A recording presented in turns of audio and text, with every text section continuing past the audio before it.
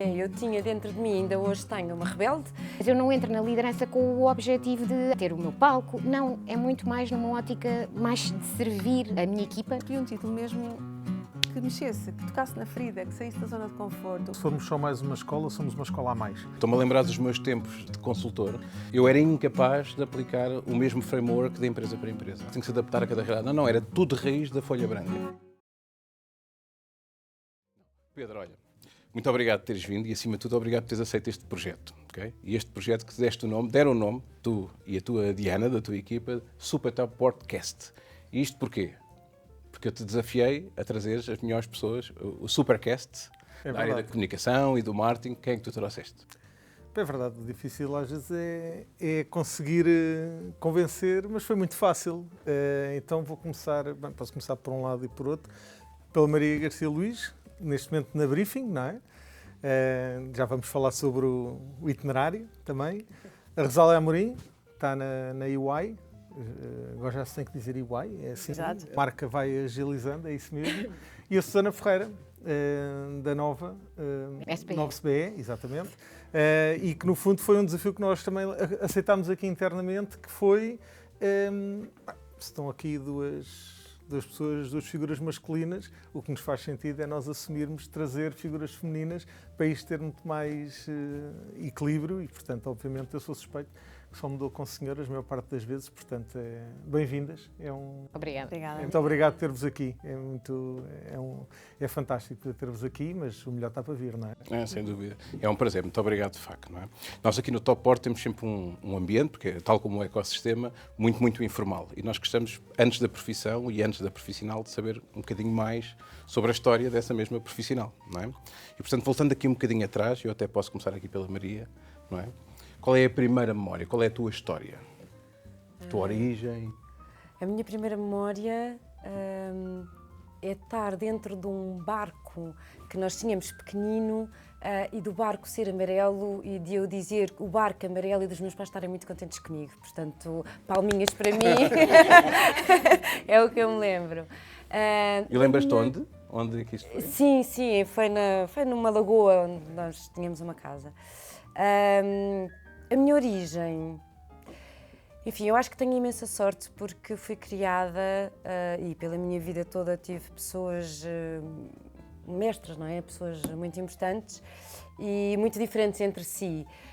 A minha origem, tenho uma mãe bastante exigente, muito focada, muito trabalhadora, muito perfeccionista. Depois tinha um pai completamente criativo, cheio de música e portanto, herdei uma coisa da minha mãe, herdei uma coisa do meu pai. A minha avó era uma senhora assim muito coquete, mas altamente empreendedora. E o meu avô era médico e um grande intelectual. Portanto, herdei uma coisinha aqui, uma coisinha ali. E acho que essa origem familiar acabou por contribuir para muito o que eu sou, não é? Que sou focada, mas criativa, tenho aqui muitos interesses na área mais da música, livros, etc. Mas depois sou muito vaidosa, portanto, eu acho que... Empreendedora? Não é? Também sou, sim, muito virada para o negócio. A minha avó era uma grande comercial.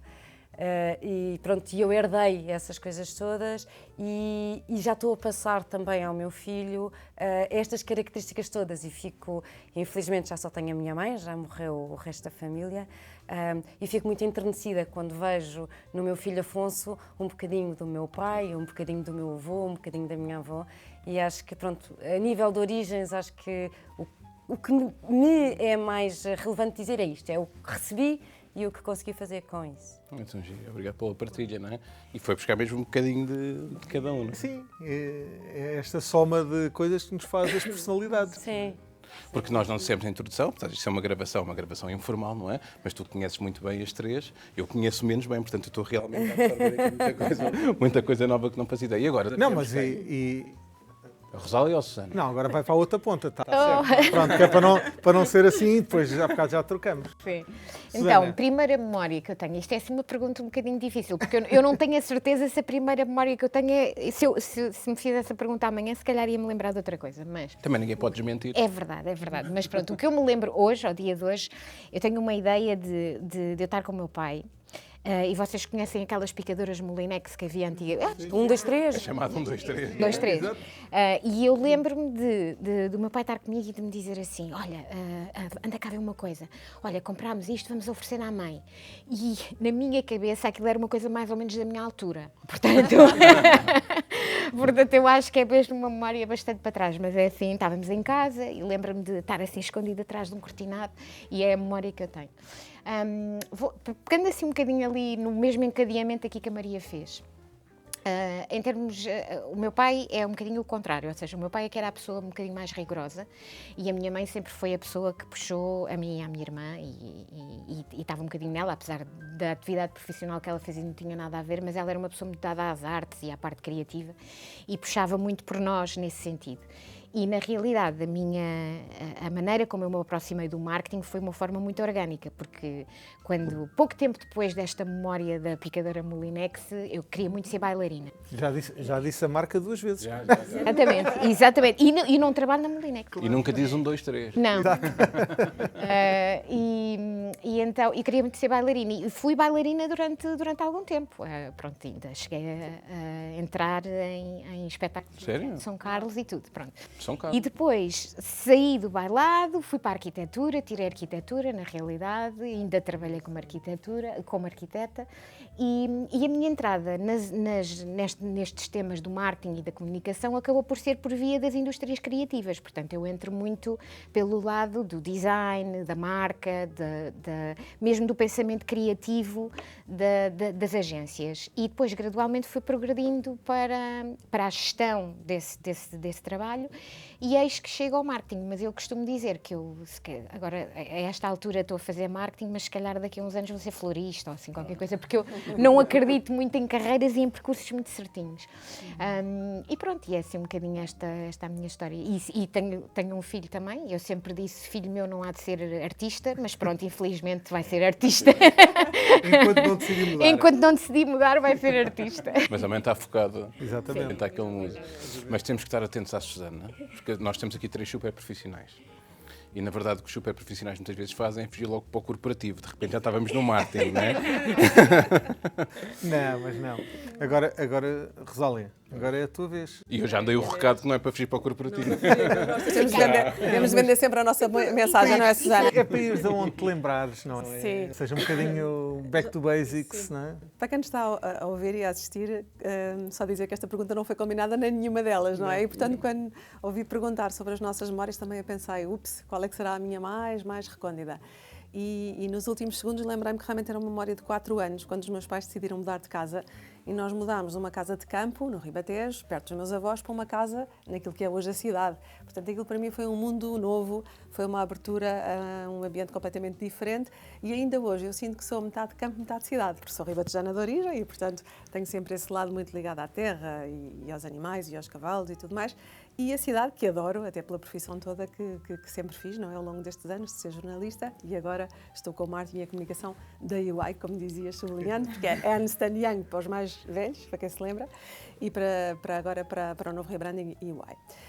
E, portanto, essa é a memória mais antiga, mas tenho uma outra que gostava de partilhar, que é aos 6 anos, ou seja, 2 anos depois, quando eu começo a entrar na escola primária, como todos nós aos 6, e começo a conseguir escrever.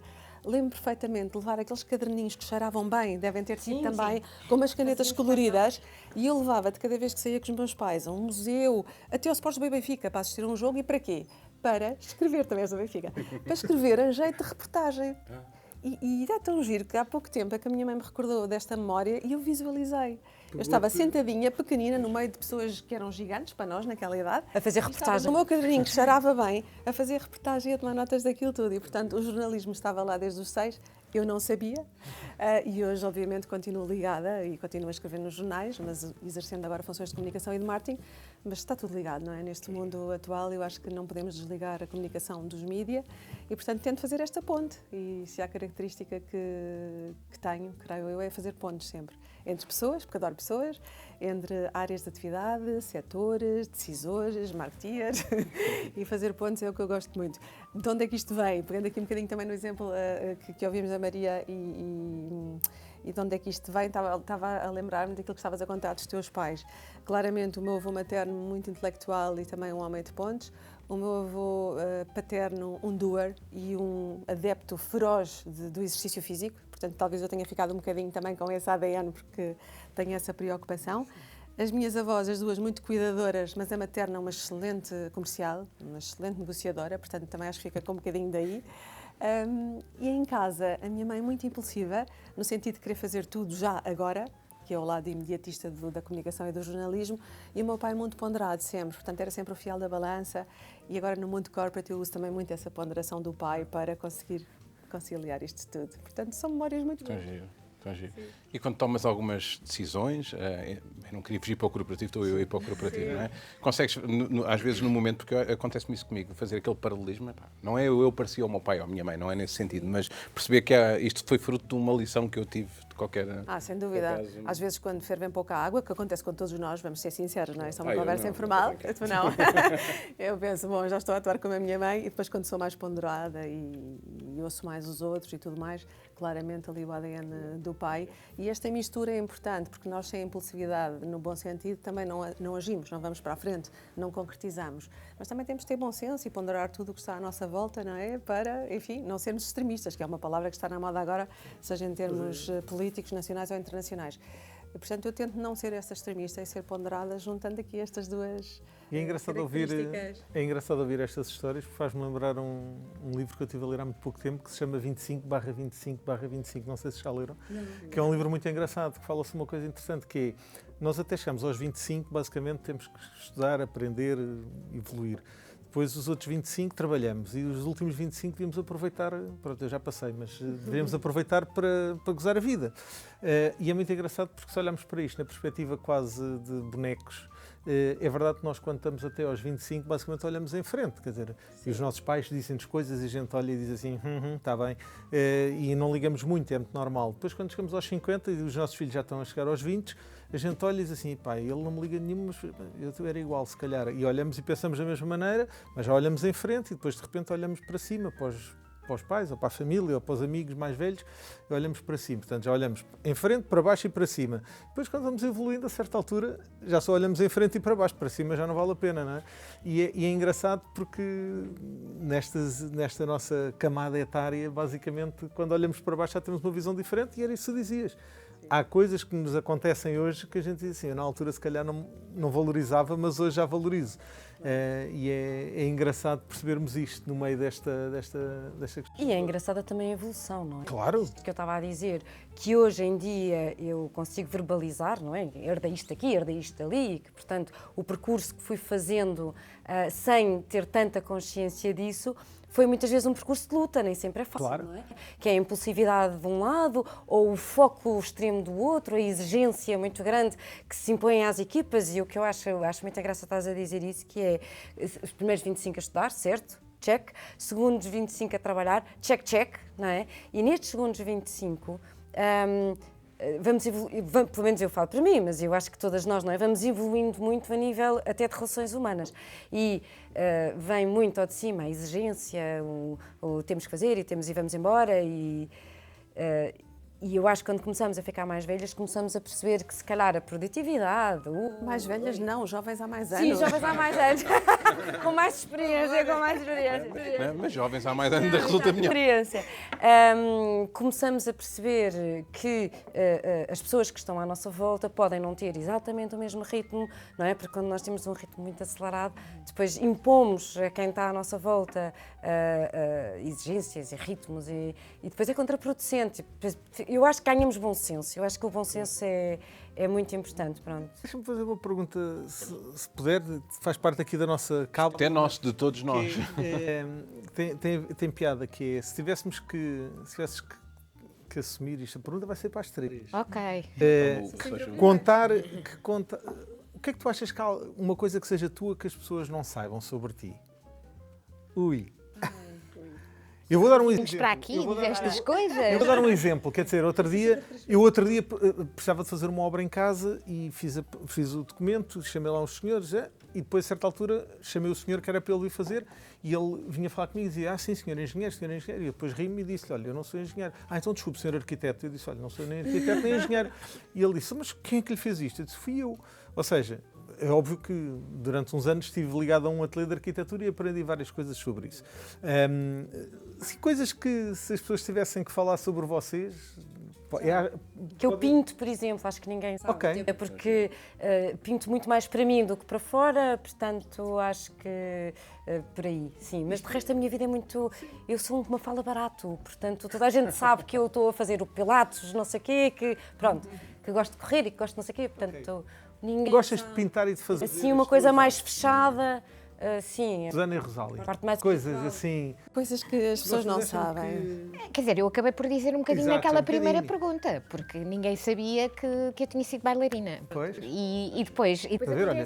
acontece muitas coisas como essa da tua história de arquitetura, que é muito comum. Ou seja, eu ainda posso assinar projetos de arquitetura se alguém precisar. Não, deve ser outra Susana. E acontece-me de vez em quando isso, porque, sei lá, num contexto qualquer, ou quando alguém me pede uma opinião, o que sai sempre é, sim, senhora arquiteta, não, já não sou arquiteta, ou seja, no meu dia-a-dia, atualmente, é uma coisa que ninguém sabe que eu sou. Quer dizer, ou muito poucas pessoas sabem que eu sou. Agora vai-se saber. Agora vai-se saber. Agora vai-se Eu saber. odeio estas coisas. Bom, eu à minha volta, sem ser a minha família, acho que ninguém sabe que eu fui ginasta de competição e, portanto, fiz muitos saraus. Competição de mini trampolim, cama elástica, porque realmente era muito miúda. Também fiz mini trampolim. E, portanto, foi até ali ao meu 7º ano de escolaridade, portanto, 12, 13 anos, estamos por aí, não é? E fiz muitas competições, muitos saraus, e é algo que eu não costumo partilhar, porque não veio à baila, porque nunca me perguntaram, provavelmente, não é?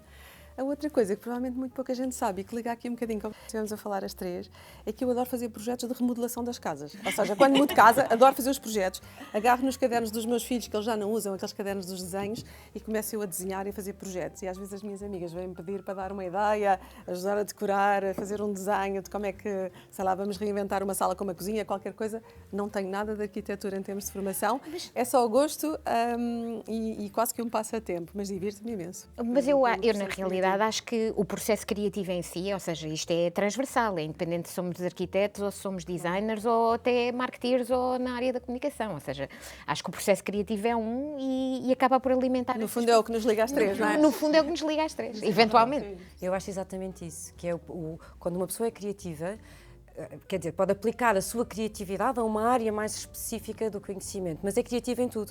E, à partida, gosta da harmonia, a parte mais estética, não é? Pronto, pode ser mais vaidosa a nível de roupa, ou da casa, da decoração, ou a parte da... Não, mas não é? Do design, não é? É uma coisa muito bonita, é muito estética, não é? Pronto. Mas lá está, eu acho que está tudo muito relacionado. Mas o meu sonho é dançar como a Susana, adorava. Tenho de aprender. Eu danço imenso à frente dos espelhos. Agora imaginem fazer projetos de arquitetura enquanto se dança. E De repente está tudo ligado. Muito bem. Tão giro. Não, eu gostava ainda de voltar um bocadinho atrás, não é? Que eu queria saber se portavam bem ou mal na escola, se eram na adolescência, se tinham muitos amigos, se eram rebeldes. Isto podem contar. Sim, isso podem contar. Isto depois vai para a pós-produção. Depois censuramos tudo. Exatamente. Começamos quem? Rosália. Só tem zero interesse nesse aspecto. Eu era muito certinha, muito caladinha, muito tímida, zero comunicativa, enquanto aluna da escola primária, depois até ali no ciclo 5º e 6º ano. Portanto, era sempre muito calada. E os meus amigos dos meus pais diziam sempre, ela é tão caladinha e tal. E depois, de repente, desabrochou a comunicadora que vocês conhecem, não é? Que é já em faculdade ou ainda? Antes da faculdade, no secundário, sim. Okay. Comecei a ser muito interventiva nas aulas, nos debates, em aulas de filosofia, por exemplo, que me apaixonei completamente e tive nota máxima e foi um gosto enorme. E depois, ainda no secundário, um amigo desafiou-me a fazer uma rubrica de cinema na rádio local e eu aceitei a medo, disse, não tenho jeito nenhum para isso, não devo ter voz para a rádio, não faço a mínima ideia. 16 anos. E depois, pronto, a partir daí é o que se sabe e nunca mais parei, não é? Entre rádios, jornais, revistas, televisão, fiz um bocadinho de tudo e tornei-me uma pessoa muito mais comunicativa. Não sei qual é que foi o clique, acho que foi mesmo o crescimento, a maturidade que falávamos há pouco. Ser jovem há mais tempo também ajuda. e tornei-me uma pessoa muito mais aberta, muito mais confiante, o que não acontecia até ali aos meus 12 anos, 13. Eu era muito caladinha, portanto é muito interessante. Não, é bastante interessante. E acima de tudo somos nós. Quem agora? Não, isso, first come, first served. Agora atiram. Não, não faz mal, eu posso avançar, que é, eu tinha dentro de mim, ainda hoje tenho uma rebelde e muito controlada, não é? Portanto, muito controlada, a minha mãe controlava-me muito, hoje em dia dou graças a Deus por isso, portanto sempre ali a ter a certeza que eu estava no caminho certo, sempre fui muito boa aluna, pronto, muito cuidadosa com as coisas, etc. Sempre fui uma fala barata, eu ao contrário da Rosália, sempre falei muito. Eu tinha um professor que me dizia: Maria, a palavra é de prata, mas o silêncio é de ouro. Portanto, era daquelas, não ia para a rua porque era muito boa aluna, mas que estava sempre a falar com a colega do lado. Pronto, houve ali um período em que tive quase assim a ser mais rebelde, mas mais uma vez fui posta no caminho certo e pronto, não era mal comportada, não era, era de facto assim, muito mexida, mas sempre boa aluna, sim. Até hoje. Portanto, também não é assim. Pronto. Acho que pronto, somos todas parecidas. É muito desinteressante também a minha. Eu era também muito boa aluna, até me lembro que uma vez, sei lá, numa celebração qualquer lá das escolas da minha zona, fui içar uma bandeira, porque era a melhor aluna do concelho, portanto era mesmo aquela croma. Delegada de turma, não sei o Da quê. turma, quando não era delegada, era vice-delegada. E eu acho que eu só comecei genuinamente a ser um bocadinho mais rebelde, assim, para aí nos 16, 17 anos. Mas aí foi porque acho que comecei a encontrar um bocadinho a minha voz, pronto. Porque eu era muito boa aluna, assim, um bocadinho calada, gostava, faladora, distraía aos outros porque percebia logo o que é que se estava a passar na aula e depois tentava ocupar o resto do meu tempo a fazer outras coisas. Nas filas da frente ou de trás? Os piores ficam atrás. Nas filas da frente, era péssimo. E eu acho que só mais ou menos aos 16, 17 anos é que comecei a encontrar um bocadinho a minha voz. E eu até acho que a minha ida para a arquitetura foi quase uma espécie de movimento de rebeldia, porque estava toda a gente à espera que eu fosse para gestão ou para uma coisa assim mais quadrada. Eu disse, E não havia a nova SPE. E não havia a nova SPE, exato. E agora fiz assim full circle, pronto. E eu acho que só nessa altura é que comecei, e aí acho que comecei a encontrar também um bocadinho como profissional, ou seja, perceber que estava mais ligada a estas indústrias mais criativas, mas também como mulher, ou seja, muito esta coisa de acho que as coisas não estão certas para as mulheres em Portugal e eu quero que a minha voz seja ouvida de uma maneira qualquer. Pronto, portanto, acho que foi um bocadinho aí que eu comecei a ganhar essa consciência. Curiosamente, acho que a idade, ou seja, eu fazer os segundos 25, que o Pedro dizia aqui há bocadinho, eu ganhei uma capacidade de empatizar mais com as outras pessoas que são diferentes de mim. Pronto. Talvez entre o bom senso e a empatia, porque acho que se ganha muita empatia, que é uma palavra agora complicada também dizer, não é? E que se calhar foi isso que também acabou por contribuir para fazer este full circle, perceber, se calhar os quadrados não são assim tão quadrados. Vamos ter visões diferentes. Faz sentido. Eu fiquei aqui com uma pergunta sobre a questão anterior, mas está relacionada, até porque fizemos agora a ponto também já para a dimensão profissional, não é? Que nós falamos da criatividade e vocês têm isso em comum. Aliás, têm todos em comum e, sinceramente, vocês, alguns me conhecem tão bem, mas eu também tenho essa dimensão. E aquilo que eu vos quero perguntar a todos, até incluindo também a ti, Pedro, que é se encontram muitas vezes como obstáculo à vossa boa, o exercer da vossa competência na vossa função, essa criatividade que tem que ser contida, porque ela muitas vezes é inimiga da organização e da disciplina, eu quereria dizer não. Porque eu quero fazer tantas coisas, tantas vezes ao mesmo tempo, e muitas vezes com a capacidade de as fazer, mas que depois dou por mim e tenho 30 dossiês abertos, mesmo sabendo que durmo pouco, ainda assim não dá para dar resposta aos 30 dossiês. Eu percebo o que dizes no sentido de ficarmos assoberbados com as nossas ideias e somos vítimas da nossa própria iniciativa. Mas a criatividade, onde trabalhei tantos anos nos jornais, era absolutamente fundamental para todos os dias pegar num jornal cheio de folhas em branco, que não tinha absolutamente nada, e tentar inventar um jornal que dissesse algo às pessoas. E, portanto, essa criatividade era diária. É um processo muito desgastante, porque é 24 sobre 24, sempre a inventar, mas era também quase que o néctar desse exercício, não é? Que estava ali a ser preciso todos os dias e nunca senti nenhum obstáculo. As ideias sempre foram muito bem recebidas, agora na UI também, sobretudo porque eu tenho a preocupação e este meu lado caladinho de até aos 12 anos, talvez tivesse esse lado caladinho porque eu era muito organizada e hoje em dia sou faladora, mas organizada. Portanto, esta minha organização em preparar um business case sobre um determinado assunto, sobre uma determinada ideia, ajuda-me a vender melhor a ideia criativa que eu estou a ter como tu, não é? sem que fique só na espuma dos dias, ou seja, com estrutura, com os recursos certos, com a dinâmica certa, com os formatos, e como preparo muito bem, não sinto que seja um obstáculo. Acho que é mesmo uma mais-valia, ainda para mais nas nossas funções de comunicação.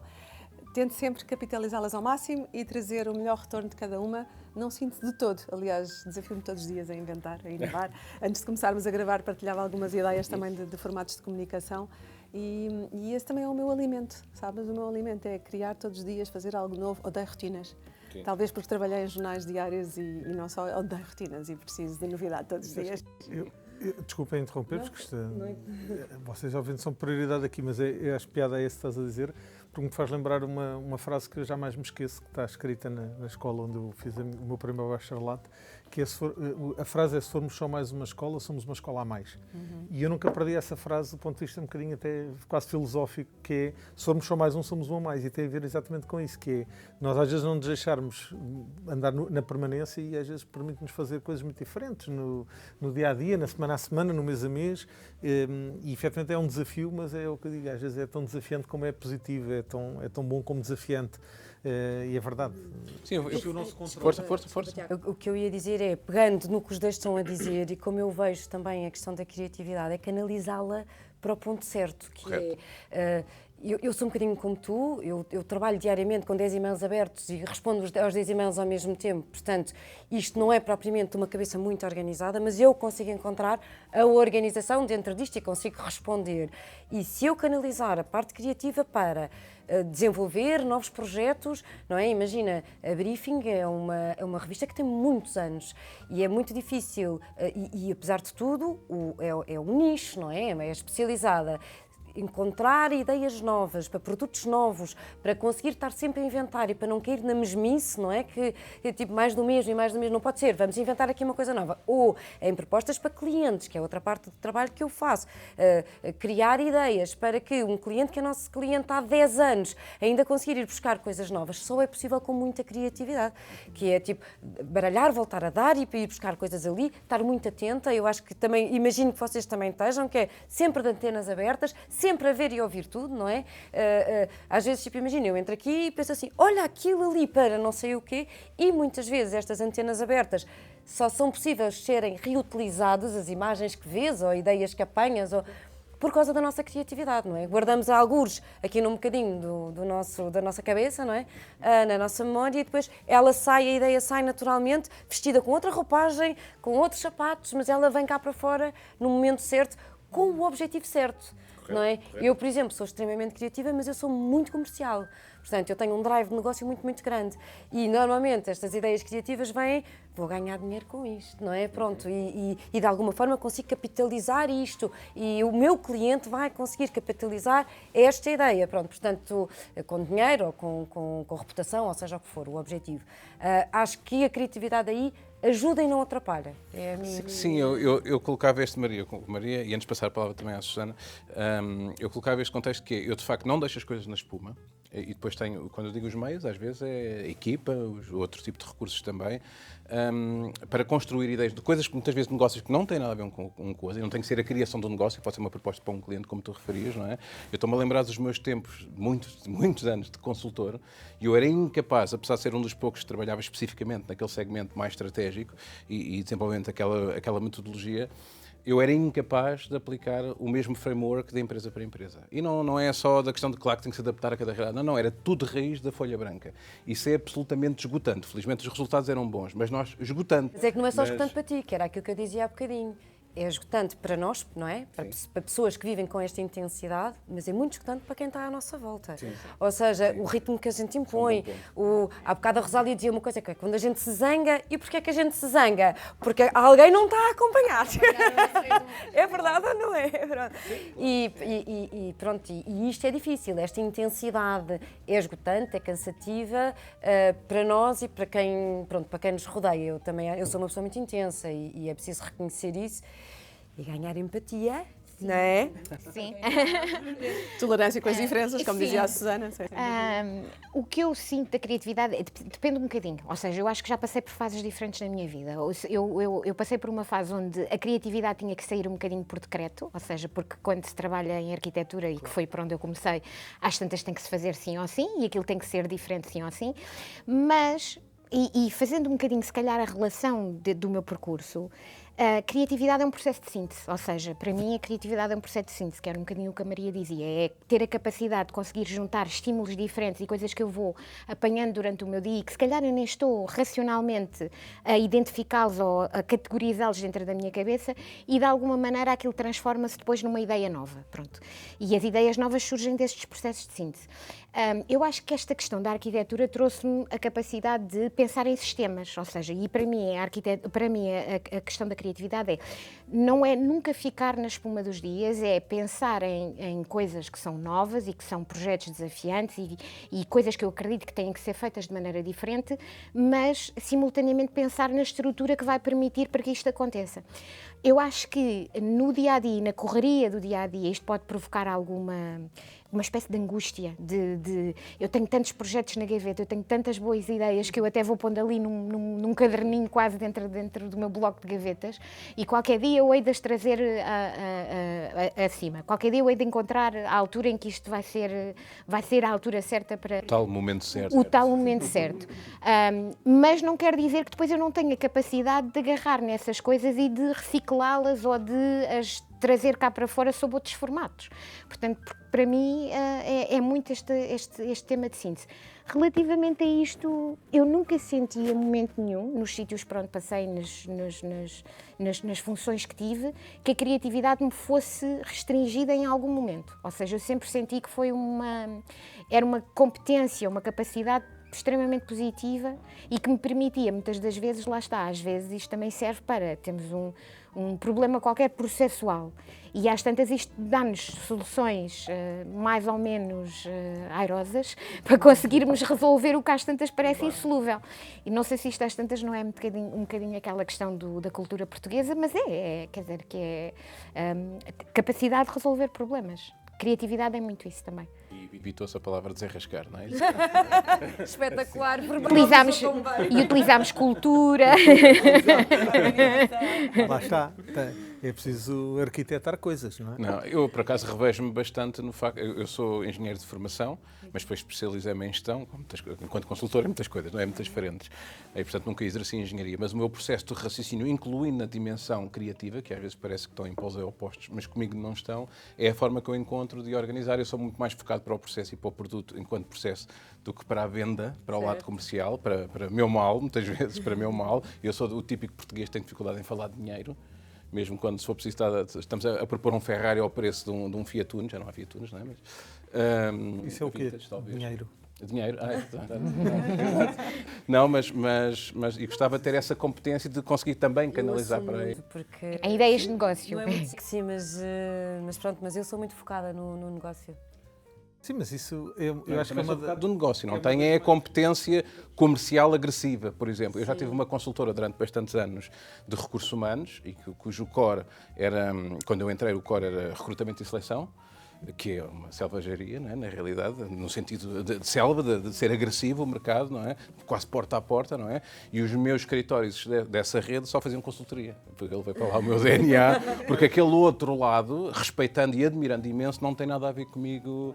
Eu trabalho sempre por estratégia, como é de um, parece uma coisa pomposa, mas é por incompetência no curto prazo, muitas vezes, do bater à porta e de fazer aquela venda direta. A Maria ainda te vai vender formação, não é? Tiago, tenho aqui tanta coisa boa para ti. Há aqui muitas coisas paralelas, mas que se podem reduzir aqui a uma frase que eu acho que é engraçada, que é, às vezes quando nós olhamos não é quanto é que custa, é quanto é que vale. Ou seja, é a mesma coisa, seja a nossa visão mais comercial ou mais estratégica, etc. É normal que não tenhamos todos exatamente o mesmo perfil, etc., mas não quer dizer que nós não nos foquemos numa determinada coisa e que isso não valha e que não tenha valor, independentemente de custar mais ou custar menos. Sim, às vezes custa-nos mais, não é? Mas é muito interessante percebendo que há aqui muita similaridade em algumas coisas, apesar da diversidade que vai sendo colocada em cima da mesa. Imagina. Muito bem, sim. Portanto, podes lá para aquela questão da liderança que nós falávamos no outro dia, não é? Exatamente. Recordas que tínhamos falado no outro dia? Lembro. Que era, nós tentámos perceber, no fundo, vocês neste momento têm funções de liderança, não é? São pessoas com funções de liderança. E aqui também, não é? Pronto, não é só ele a falar de mim, não é? Claro. Isso, no fundo, foi o quê? Foi uma oportunidade, foi uma decisão, foi um objetivo. Ou seja, vocês que agora escolham quem é que... Aconteceu ou decidiram ser líderes? Vocês tinham essa ambição ou isso aconteceu porque alguém vos elogiou no sentido de reconhecer a vossa capacidade?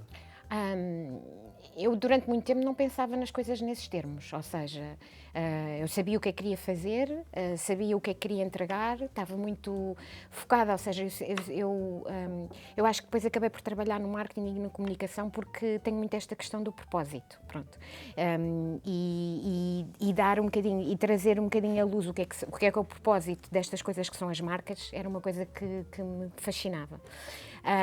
E eu nunca pensei nas coisas nesses termos, ou seja, dizer assim, não, eu tenho mesmo aqui a vocação para ser líder, não. Eu acho é que a uma determinada altura eu percebi que eu realmente gosto de ensinar. Pronto, e para mim a liderança tem muito a ver com isso. Ou seja, eu sei que não é uma palavra muito sexy. O que é ensinar? Ensinar. É a base. E se calhar não é coincidência que eu trabalho numa escola. Mas, efetivamente, eu gosto de ensinar, eu gosto de formar, eu gosto de passar conhecimento. E pegando nesta questão do propósito, o meu propósito está muito alinhado com isto, com esta ideia do conhecimento. E, para mim, o exercício da liderança é um exercício de passar conhecimento e é um exercício de desenvolver e de formar e de ensinar e tudo isso. E eu sou muito cuidadora nesse sentido.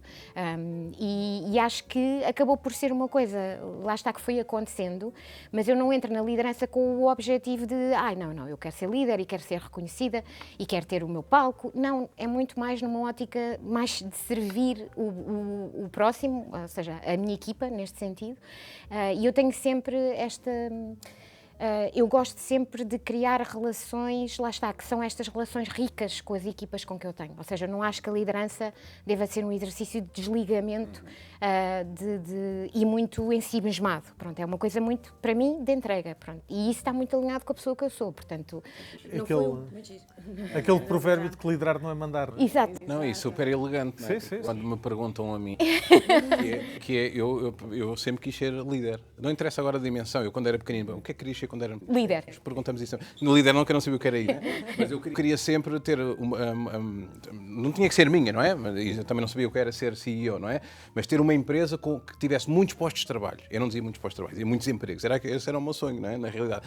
E também já liderei empresas muito grandes também, com milhares e milhares de colaboradores, e agora estou numa fase que tenho vários projetos de menor dimensão, não é? Mas que são liderados... Mas querias ser líder ou empreendedor? Agora estou a fazer perguntas... Não, eu não sabia. Eu confrontei-me com a realidade, e ao confrontar-me com a realidade, porque também tenho opiniões muito convictas, não é? Sobre algumas formas de estar no mercado, eu arregaço as mangas e faço por mim. E, portanto, hoje em dia, eu liderei enquanto CEO algumas empresas de grande dimensão e, não vou dizer agora os nomes, deste caso em concreto, e eu fiz sempre questão que fosse a minha empresa a prestar serviços à outra e a não ser colaborador daquela empresa. Tal como nunca ia jantar à casa do acionista, nem coisa nenhuma, que é normal, não é? Obviamente, não é? Mas sempre separei muito bem as coisas. Mas sim, o lado empreendedor não é como uma necessidade, é o único caminho que eu encontrei para fazer aquilo que quero. Isto soa mal dizendo assim, não é? Mas até agora tem corrido bem e temos feito coisas giras, não é? Mas fazer depender de mim, não é? Eu gostava de pegar nas palavras da Susana de há pouco, do aprender, porque eu gosto de ensinar, mas também gosto muito de aprender, e eu acho que o exercício de trabalhar em equipa é esse mesmo. Estamos numa aprendizagem todos os dias, agora no ambiente em que estou corporate, mas nas redações também, de uma forma avassaladora. E este gostar de ensinar e de aprender fez com que me fosse desenvolvendo e tive a oportunidade de realmente ser líder, mas nunca foi uma coisa que eu pensasse. Quer dizer, eu queria na altura era ser uma boa jornalista e estar... ser uma referência também para os meus colegas, ser uma referência para os mais jovens que iam estagiando nas redações, e queria tanto ser uma boa jornalista que, na verdade, o reconhecimento apareceu e surgiu a oportunidade, primeiro de ser coordenadora na Exame, na altura, depois de ser editora, depois passar para o Expresso, enfim, todo esse percurso, não é? Para o Diário de Notícias, para o Dinheiro Vivo, para a TSF. Portanto, fui acumulando com as competências também de comentadora de televisão, de rádio, e foi surgindo, ou seja, foi uma naturalidade de um percurso, não foi uma decisão. Porque o que eu queria sempre era isto, era aprender e ensinar. Aliás, ainda hoje estou a aprender e a ensinar e estou a aprender na tua escola já agora, que estou a fazer um mestrado executivo na nova SBE, estou a fazer esse mestrado executivo que está agora a chegar ao seu término. E, portanto, continuo, apesar de já estar na terceira fase dos 25, já estou ali em diante, mas acho que aprender ao longo da vida é espetacular, permite-nos imenso crescer, como líderes ou não, como pessoas até. E também fui fazendo sempre essa aposta na AES, agora na nova SBE, e é fundamental, ou seja, a liderança é um bocadinho isto tudo, não é? Esta experiência, a competência, a aprendizagem que fazemos ao longo do caminho, e eu nunca me desliguei das universidades. E olhando para trás, acho que isso também me ajudou muito a estruturar, a cimentar conhecimentos, depois a entrar em áreas um bocadinho paralelas, não só comunicação e jornalismo, mas um bocadinho de gestão, um bocadinho de marketing, um bocadinho de finanças, finanças, ou seja, toda a dinâmica em redor dos grupos de comunicação social e hoje em redor daquilo que é a área corporate de auditora e consultora.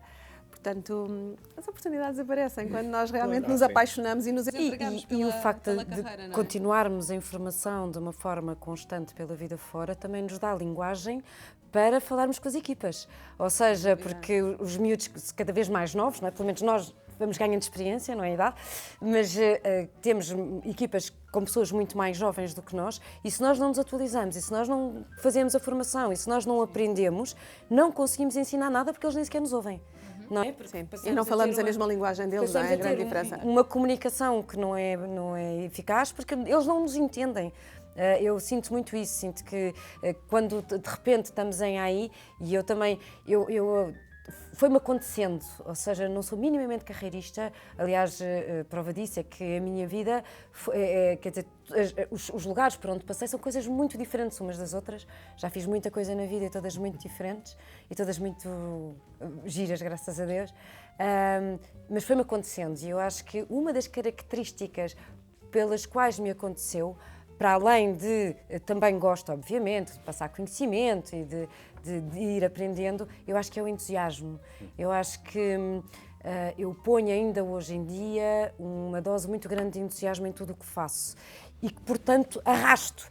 E como tenho entusiasmo e levo as pessoas e a energia, tenho, e espero nunca perder, uma capacidade grande de me deslumbrar e de me entusiasmar com a vida e com os projetos e com... Pronto, eu vivo mesmo e fico muito contente quando as coisas correm bem, emociono-me. Eu há bocado vi a primeira prova de uma coisa que ando a fazer há um mês e que está a dar muito trabalho e emocionei-me. E pronto, eu sou uma maricas, é verdade, e sou muito emocionada. Mas isto acaba, na minha opinião, por o conhecimento, naturalmente, é muito importante, mas o entusiasmo traz as pessoas. Pronto, eu acho que a liderança foi-me acontecendo muito por causa destas características também.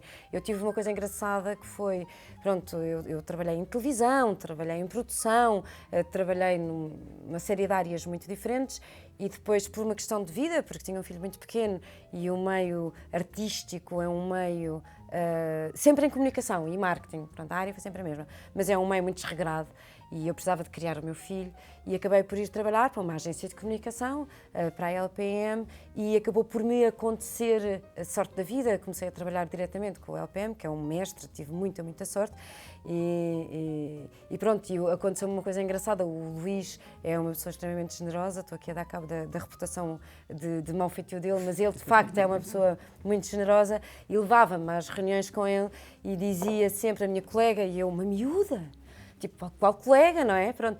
E uma vez aconteceu isso, um bocadinho como estavas a contar há bocado, que te aconteceu com a CP, aconteceu mais ou menos isso, que é o Luís passa-me a bola de uma forma, pronto, assim meia, na minha opinião, ai meu Deus, eu não vou ser capaz de fazer, não é? O Luís tem a minha célebre frase, eu conto esta história muitas vezes, que é o Luís diz-me, Maria, você agora faz um papel para aquelas pessoas a dizer umas coisas, tudo ok? E eu achei, estou a ser prachada, e não estava. E pronto, e depois lá com voltas à cabeça e sem desistir, lá fiz o papel a dizer umas coisas para as tais pessoas, e pronto, e a partir daí ele disse-me, siga o seu caminho. Portanto, e na LPM especificamente, a liderança começou assim. Quer dizer, o caminho, não acho que a liderança é um bocado forte nessa fase, mas pronto, mas o caminho começou assim e pronto, e foi acontecendo, e acho que de facto o entusiasmo é uma coisa que... Quando há um propósito. Quando há um propósito. Exato. Quando há um propósito, claro. E é engraçado que... Claro. É engraçado, É sempre. desculpem-me fazer este paralelismo, mas conduzem todas, não conduzem? Sim, sim. Pronto. E com paixão também. No trânsito, especialmente, a paixão vem ao de cima. Mas, ou seja, é muito engraçado porque nós, quando conduzimos, há uma coisa que para nós é evidente, que é nós olhamos muito mais para a frente do que para trás, não é? Olhamos para o retrovisor de vez em quando.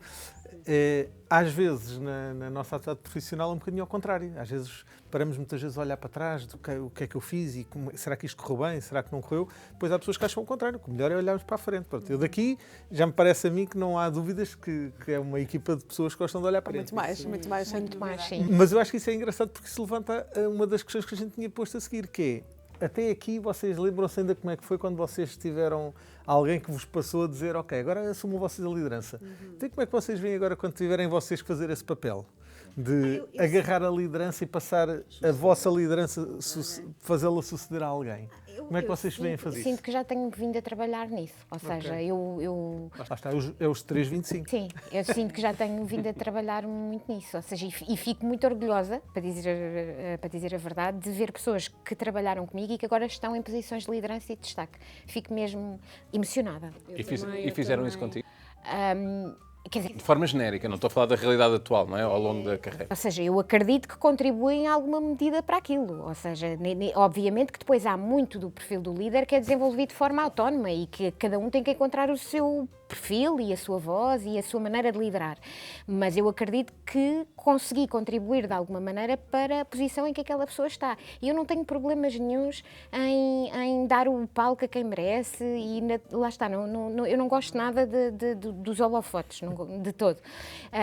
E eu acredito muito lá está, que esta passagem de testemunho vai acontecendo de forma gradual e que a pouco e pouco nós vamos colocando as pessoas e fazendo com que elas sejam reconhecidas pelo devido valor que têm e pelas entregas que têm. E eu acredito fortemente nisso. Portanto, eu acho que era na McKinsey que havia uma máxima que dizia contrata sempre alguém melhor que tu.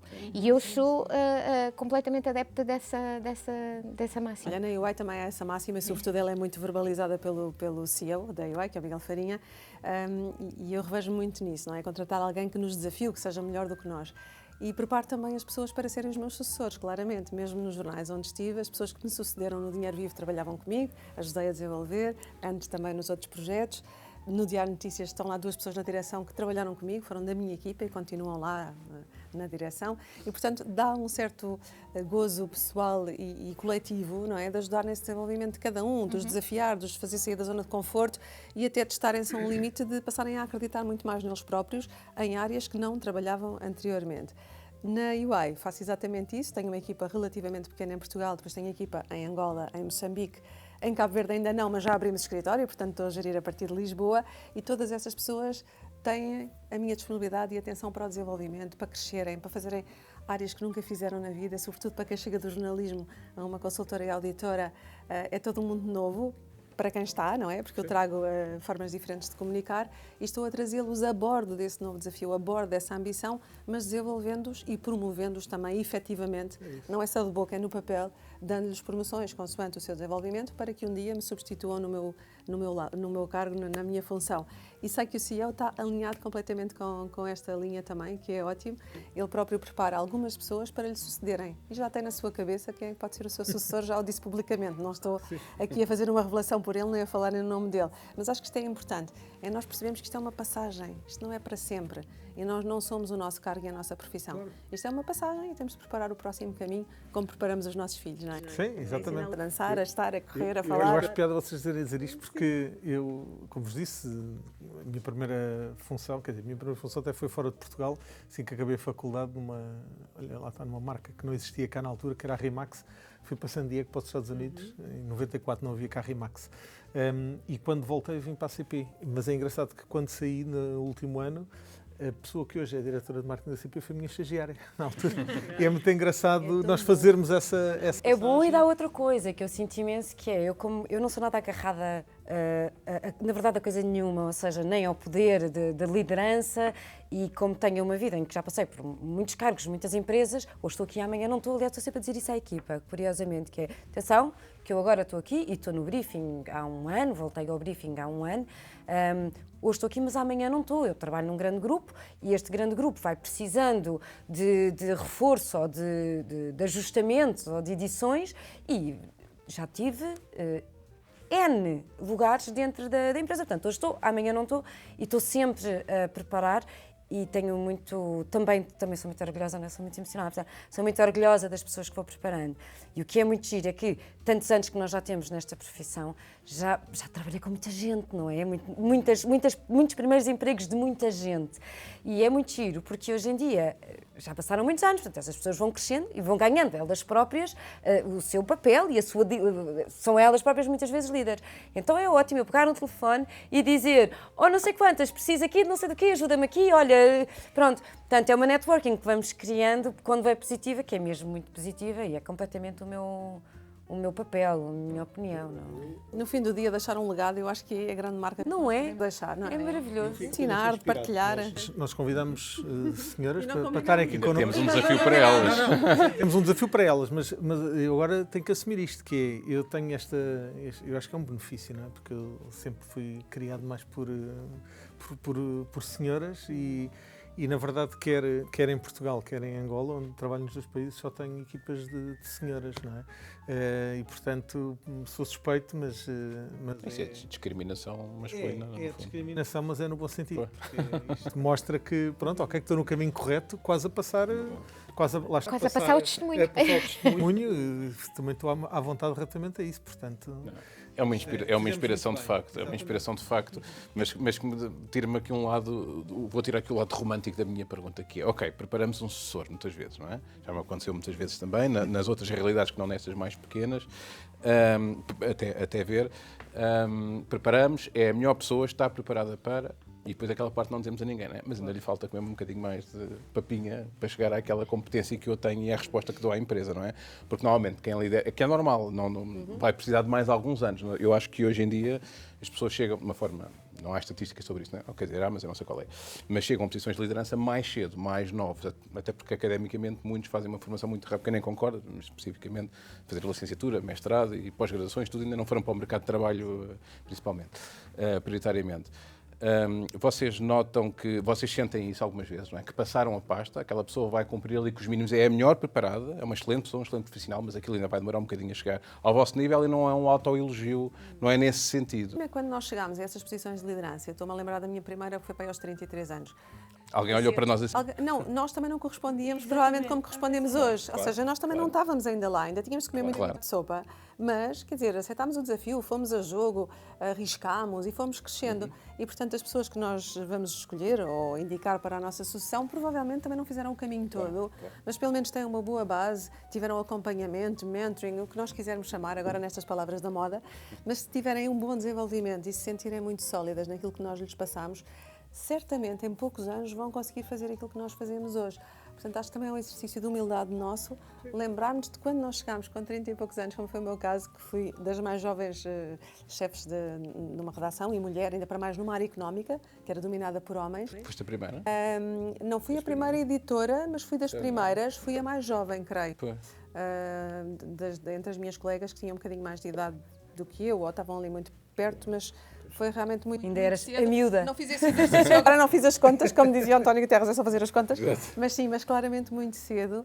E também não sabia tudo, não é? É um exercício de humildade, quer dizer, não sabia tudo e depois fui aprendendo e fui construindo e vamos desafiando a nós. Eu gosto muito dessa frase do à segunda ganhamos todos o Euromilhões, o difícil é à sexta, não é? Que acontece com a idade da mesma forma, que é com 33, 35, 37, 40, 50, se calhar... Em determinada altura também olhamos ao contrário, também dizemos, gostava tanto de ter memória e não tenho tanta memória como esta. Há pouco nós falávamos de outro tema que é o género, não é? Eu realmente fui a primeira mulher a ser diretora do Dinheiro Vivo e a primeira mulher a ser diretora do Diário Notícias. E já agora a primeira mulher a ser diretora da TSF. Portanto, estas três. No caso do DN, em 150 anos nunca houve uma mulher a ser diretora. Eu, quando chego, o jornal faz 155, portanto, depois estive lá. Por isso é que tu estás no museu já. Estou no museu já, mas pronto, espero que bem conservada. Mas o que é certo é que o género também era muito discriminado, não é? E eu, em 2009, com algum sentido de justiça, alguma revolta interior, daqui a pouco falavas nisso, lancei um livro sobre mulheres executivas em Portugal. Só o título. Isto liga tudo. O título era mesmo provocador intencionalmente. O homem certo para gerir uma empresa é uma mulher. Era o título da obra em 2009. E eu escolhi um título mesmo que mexesse, que tocasse na ferida, que saísse da zona de conforto, para chamar a atenção para o tema. E, portanto, olhando para trás, acho que as mulheres realmente têm ficado muito mais de lado em muitas decisões. São muitos decisores homens, sempre em clubes de homens. As comissões executivas têm muitos homens, e está a mudar, graças a Deus, que decidem as progressões das mulheres e têm ficado muito para trás. E, portanto, o livro, o meu assumir a função no Dinheiro Vivo, no DN e da TSF, também foram aqui um bocadinho um sinal de que, bolas, nós somos capazes, quer dizer, podemos não saber tudo, mas os homens também não sabem, não é? E Portanto, vamos a jogo e vamos dar o nosso melhor. E tem esta paixão que a Maria também tem, que é agarrar nos projetos, dar tudo como se não houvesse amanhã e construir. E pronto, e acho que tudo isto ajuda neste mix de preparação. Desculpem a pergunta assim, mas vocês acham que o momento em que vocês assumiram a função de liderança foi uma ambição vossa ou foi uma oportunidade? Claramente uma oportunidade. Claramente uma oportunidade. De me chamarem ao gabinete e dizerem que gostávamos que fosses tu a coordenadora ou a editora, eu, a sério? Ficaste admirada? Sim, que bom. Sim, completamente uma oportunidade. Estou-me a sentir mal, porque eu fui mesmo atrás. Não, senti como uma oportunidade, mas atenção, senti como uma oportunidade, mas pelo menos no meu caso senti que era merecida, ou seja... Sim, mas não foi uma ambição tua que andavas a bater à porta para conquistar? Não andava propriamente a bater à porta, mas sentia que merecia o reconhecimento, ou seja, não era algo que eu andasse cegamente a perseguir, mas senti que faz-me todo o sentido, não é? Acho que faz. Relativamente à questão que estavas a colocar das pessoas que nos chegam ainda não terem as competências para... Hão ter outras. Ou seja, eu também acho isso, é que não há propriamente uma maneira, eu não acredito que haja uma maneira certa para fazer... Quer dizer, em algumas coisas há, não é? Nós não somos médicos. Mas não há uma maneira apenas de fazer as coisas. E provavelmente aquela pessoa, se calhar, eu tenho é que ter a consciência para aceitar que a pessoa que me segue não vai fazer as coisas provavelmente da maneira que eu as faria. Que não é fácil. Não é fácil. Isso é difícil. Sobretudo, lá está, quando somos muito agarrados às coisas e quando... A tal emoção e paixão, não é? Quando somos muito agarrados, apaixonados e muito... focados no caminho que queremos seguir, ter o drive muito afinado. E temos que aceitar que, se calhar, aquela pessoa não sabe tudo, ainda lhe falta um bocadinho de sopa para alguns temas, mas vai trazer perspectivas novas. E é assim também que isto evolui, não é? Porque se andássemos sempre todos a fazer igual da mesma maneira, também não saíamos. E isto vai pegar com um bocado o início da conversa, que estávamos sempre todos na mesma, não é? E perspectivas diferentes e pessoas diferentes vão trazer maneiras diferentes de ver as coisas. E já agora, como se diz na EY, há uma expressão muito engraçada que é a dos superpoderes. Nós vamos ser realmente profissionais com superpoderes através da inteligência artificial e tudo o que ela nos dá.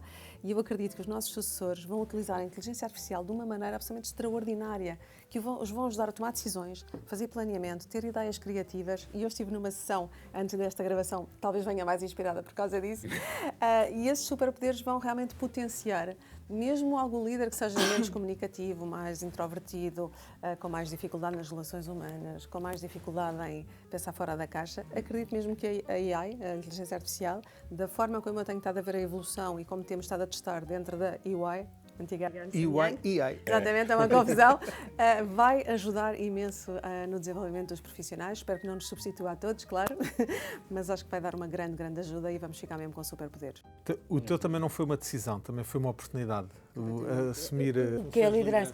Não, completamente. Não tenho, lá está, porque eu tenho o drive do entusiasmo, não tenho, ainda hoje não tenho o drive do carreirismo. Tenho uma vantagem com isto, que é, tenho uma mobilidade muito grande, porque não sou minimamente agarrada a nada. Gosto de projetos, sou entusiasta, mas depois de repente dizem, olha, vais sair daqui e vais para ali, bora. não é? Aliás, tu sabes, eu saí de Portugal e fui para Angola por motivos pessoais e eu tinha uma carreira, pronto, eu se estivesse cá eu teria continuado, tanto que depois até voltei para o sítio onde tinha saído e fui para Angola e em Angola liderei projetos, mas não liderei equipas. E ao início foi um bocadinho um desafio e depois foi uma aprendizagem. Quando se abre o coração e se está disponível e se tem alguma humildade, foi uma aprendizagem enorme, enorme. Os quatro passámos e passamos por Angola. Estava a pensar nisso, não é? Acho que só a Susana é que não. Não, fui lá num projeto, mas não trabalhei lá. Sim, mas eu tenho uma paixão enorme por Angola, foram anos muito marcantes na minha vida e a nível profissional tive a sorte de estar em duas grandes empresas, a ZAP e a UCOL, e na ZAP, que foi a minha primeira empresa e talvez por isso, foi uma aprendizagem muito grande, também de humildade, não é? Porque nós chegamos a uma empresa, eu ia ter um projeto, foi um projeto muito giro, muito entusiasmada, claro, que eu iria levar a cabo, mas tinha uma diretora e tinha uma diretora em cima da diretora e foi um desafio para mim no início. Eu diria que na primeira semana, porque me esquecia de reportar, porque estava muito habituada e mecanizada para despachar as coisas, e depois muito rapidamente encaixei e aprendi imenso, até porque quando saímos de um país para outro país, de facto há aspectos que vão muito além da estratégia, não é? A parte cultural que há bocado não falámos, mas que de facto, não é? A cultura come a estratégia ao pequeno almoço, não é? E para mim foi muito engraçado perceber isso. Portanto, não sou carreirista, não sou agarrada à liderança pela liderança, sou uma entusiasta e pronto, aconteceu-me, não foi mais do que isto. Sempre a mexer. Eu gosto da liderança e procurei sempre a liderança, mesmo nas empresas que inicialmente não eram as minhas, não é? Mas depois não sou carreirista, ou seja, meta conseguida, resultados atingidos. Bora. Não tenho histórico de mais do que 5 anos numa empresa. Pois. Não, porque lá está. Tem a ver, normalmente também é verdade que eu assumo as empresas mais para a sua transformação do que manutenção. Está transformado e depois também não me sinto a tal paixão pelo desafio em concreto. Mas quando contratam também já sabem mais ou menos isso. Que é esse o perfil. Não tem a ver com o abandono, tem a ver com o trabalho executado, vamos transformar outro desafio um bocadinho a ver com isso. Mas referiram também, eu acho isso muito interessante, que de facto não têm aquelas competências que nós temos, quem nos sucede, não é? Mas têm outras. Da nova SBE, eu sou mentor de um dos programas. Sim. E aquilo que eu mais faço, do que para além de dar toda a minha sabedoria e tudo mais, que às vezes se concentra em 3, 4 frases que eu procuro que sejam mais certeiras, é trazê-las para o ecossistema do Top Board, onde nós temos muitos eventos com muitos gestores internacionais também e, portanto, ouvirem muita gente, ganharem outro tipo de competências de outros mercados, etc. Eu acho que foi o principal contributo. É chato, não é? Estar a dizer que o principal contributo que eu dei enquanto mentor foi apresentar outras pessoas, não é? Mas eu acho que é muito mais transversal também. Claro que eu dou aquilo que tenho a dar e que consigo transmitir. Tenho um desafio, ou temos um desafio, que é aqui umas perguntinhas de âmbito geral, relacionado também com o marketing, com a inteligência artificial e mais algumas coisas. Algumas delas são dirigidas especificamente a alguém, aparece lá o nome, e quem tirar, se disser o nome próprio, o próprio nome, é uma pergunta para si própria, que nós queremos ouvir. É uma selfie. É uma selfie. Exatamente, tem que se ler assim. Se for para uma outra pessoa, Faz a pergunta. Com essa pergunta a essa outra pessoa. Podem escolher quem quer ser a primeira. Então vai, vou eu. E se não disser nada a ninguém, eu escolho a pessoa a quem fazer a pergunta. Ai, estou sem óculos. É para todos. Desculpem, não sei se vou ser capaz. Susana, Ai, a nova SBE é um exemplo de reputação digital forte. Mas há dias em que só apetece fazer um post com gatos a lamber o algoritmo. isso é para perguntar se é verdade ou mentira. Só há dias desses. Completamente. Há dias em que... há dias em que às vezes digo assim à minha equipa, eu acho que nós, a única coisa que nos falta é mesmo fazer uma campanha em que temos gatos, em que mandamos, para ver se as pessoas abrem os mails, ou para ver se as pessoas clicam no anúncio, vamos pôr gatos, a ver se isto funciona. Eu não sei se a Nova tem uma reputação digital forte ou se tem uma reputação forte no geral, ou seja, acho que isto é uma daquelas marcas que ao trabalhar a reputação é... Quer dizer, acho que isto é verdade em todas as marcas, mas tendo em conta que estamos a falar de conhecimento e que o envolvimento é tão grande dos consumidores com esta marca para tomarem a sua decisão que a reputação vale tudo. A questão é que, ou seja, defender uma reputação e construir uma reputação também passa muito por gerir crises a toda a hora. Portanto, qualquer coisinha é uma crise. E sem dúvida, ou seja, eu às vezes no digital, se há um dia, por exemplo, que eu tiro e que disse assim, vou ver aqui os comentários que estão a fazer sobre as nossas campanhas. É horrível. Porque aquilo... O segredo é não ir ver, não é? O segredo é não ir ver, porque temos tanto de bom como depois temos de mau. E acho que passa muito por aprender a viver com isso, aprender a lidar com isso e conseguir tentar gerir o máximo possível na antecipação e evitar que as crises aconteçam, porque isto da reputação é uma coisa muito frágil, ou seja, é muito forte, mas é muito frágil. Porque demoramos muito a construir e a conquistar e depois à mínima coisa é o suficiente para sermos cancelados. E então nós na Nova SBE temos esta, ou seja, é um bocadinho a aprendizagem ao longo da vida, ou seja, nós apanhamos os alunos desde a licenciatura, que são assim mais jovens, e depois temos formação até aos executivos, estamos a falar de pessoas já se calhar no terceiro intervalo.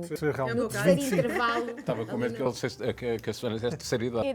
Não, terceiro intervalo. Por favor, Susana, que é que nós estamos praticamente todos lá. No terceiro intervalo, e a verdade é que temos, ou seja, então agora quando olhamos para, sobretudo as pessoas mais jovens, o digital quase que permite o cancelamento imediato de uma marca. Portanto, é uma dor de cabeça constante.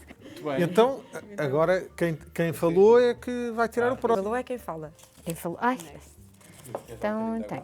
Esta não tem Então pessoa. Escolhes para quem é? Qual foi a tendência mais inesperada que vos obrigou a dizer, ok, vamos ter de refazer a estratégia outra vez? E se calhar vou pôr aqui à Rosália. Ora bem, vamos ter que fazer Que é a mulher da estratégia agora.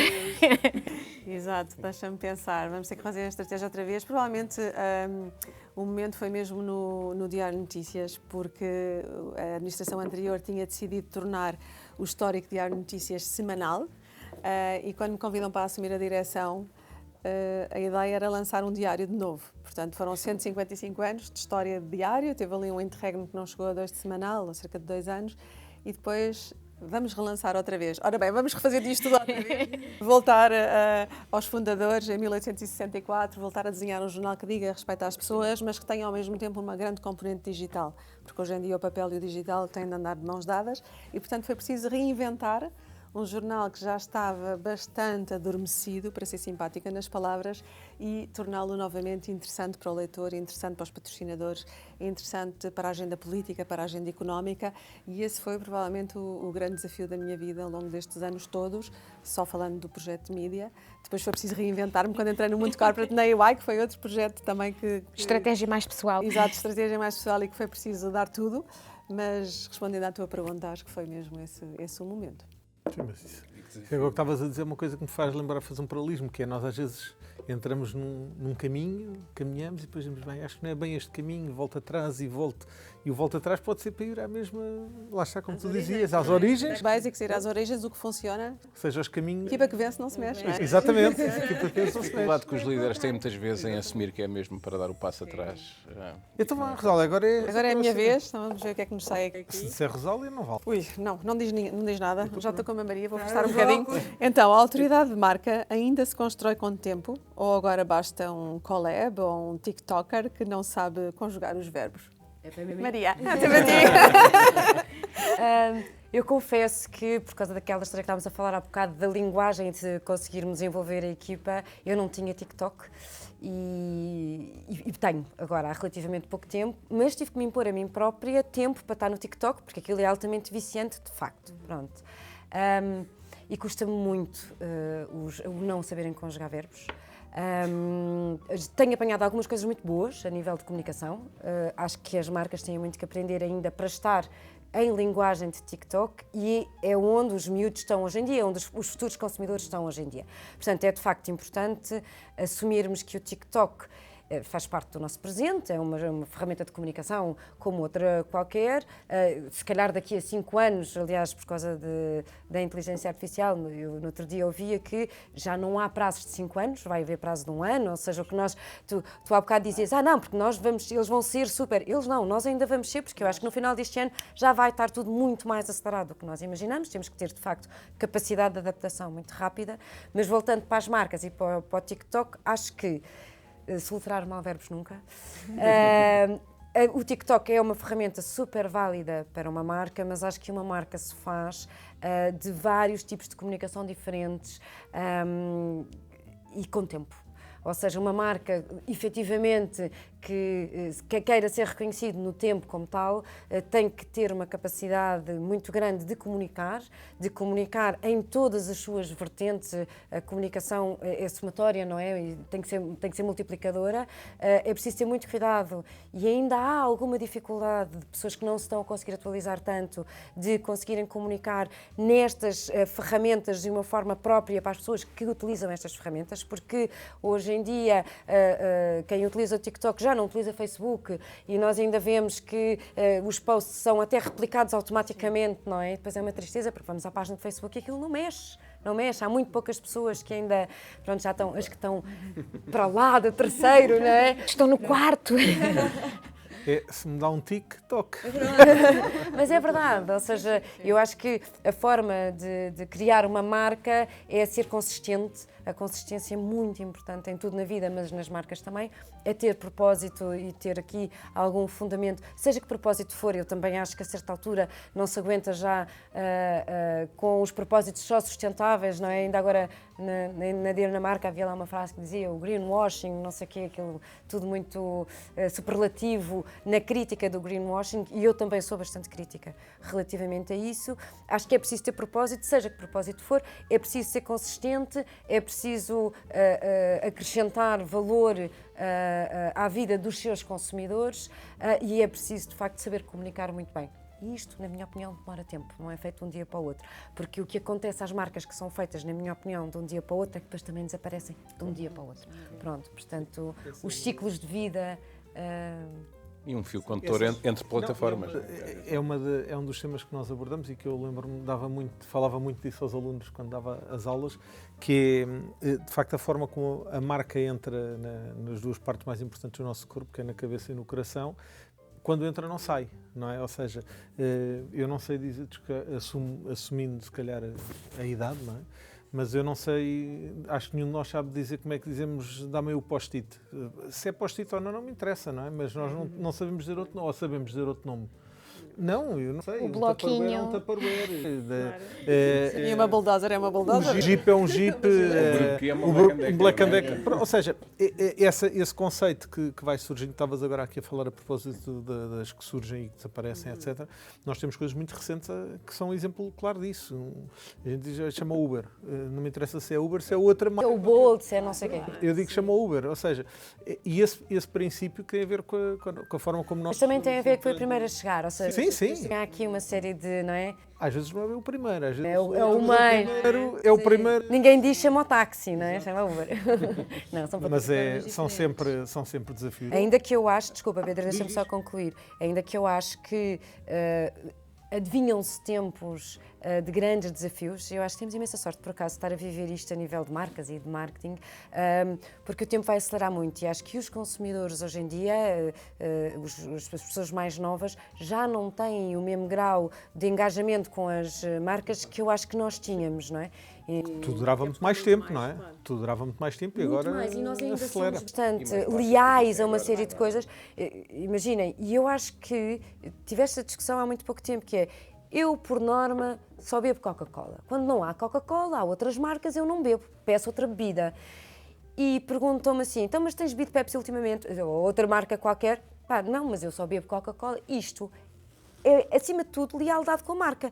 Não é porque eu não gosto das outras, mas eu sou fiel a esta, não é? Sou leal a esta marca. E acho que hoje em dia os consumidores não são assim tão leais.